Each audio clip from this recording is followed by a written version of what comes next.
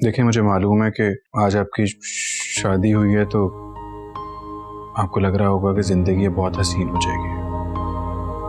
ये शादी नहीं है, ये सिर्फ और सिर्फ एक समझौता है। मैं कभी भी एक अच्छा शौहर नहीं बन सकूंगा, लेकिन मेरी पूरी कोशिश होगी कि आपको मेरी वजह से कोई तकलीफ ना पहुंचे। मैं किसी और से मोहब्बत करता हूं, पर उसके अलावा किसी और को दिल में जगह नहीं दे सकता।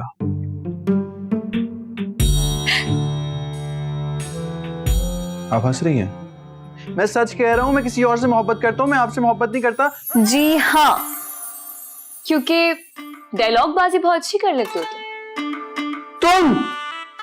हाँ, मैं। तुम यहाँ कैसे? क्योंकि मैं ही चौधरी हशमत की भांजी हूँ। क्या? हाँ, लेकिन पता है, मुझे बहुत अफसोस होता है, क्योंकि तुम तो एक अच्छे शौहर कभी नहीं बन पाओगे और ना ही तुम अपनी बीवी को खुश रख पाओगे।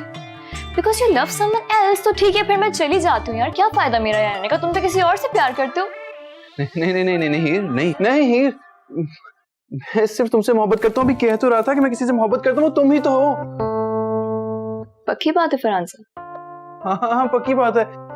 तुम्हें पता है, तुम बहुत अच्छे हो फरहान। हाँ, ये तो मुझे पता है, लेकिन तुम हीर चौधरी हशमत, मुझे कुछ समझ नहीं आ रहा। अगर तुम्हें समझना है कि ये सब क्या हो रहा है तो बाहर चले जाओ, तुम्हें सब समझा दिया जाएगा।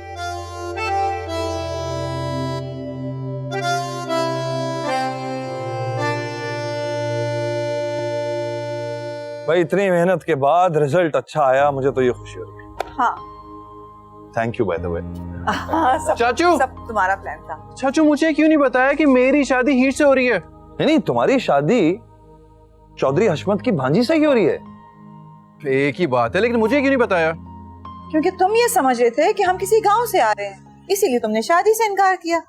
आंटी, आप तो चाचू से नाराज होकर घर छोड़ के चली गई थी ना? वो सब एक ड्रामा था। तुम्हारे दोस्त वकार, तुम? वकार नहीं, फराज। नहीं, वकार है ये। अरे वकार तो उनका फर्जी नाम है, असल नाम तो उसका फराज है। ये एक थिएटर का बहुत अच्छा एक्टर है। चाचू, ये सब कुछ आपने प्लान किया था? हाँ भाई, क्या करूं, सीधी तरह तो मान नहीं रहे थे, तो फिर ये ड्रामा करना पड़ा। बिल्कुल ठीक कह रहे हैं। इसका मतलब है कि हीर, तुम्हें भी सब कुछ पहले से मालूम था? हाँ, मालूम था। हाँ, पहले नहीं मालूम था, लेकिन जब मुझे पता चला कि शहाब अंकल ये सब प्लान कर रहे, तो मैंने कहा why not, let's do it.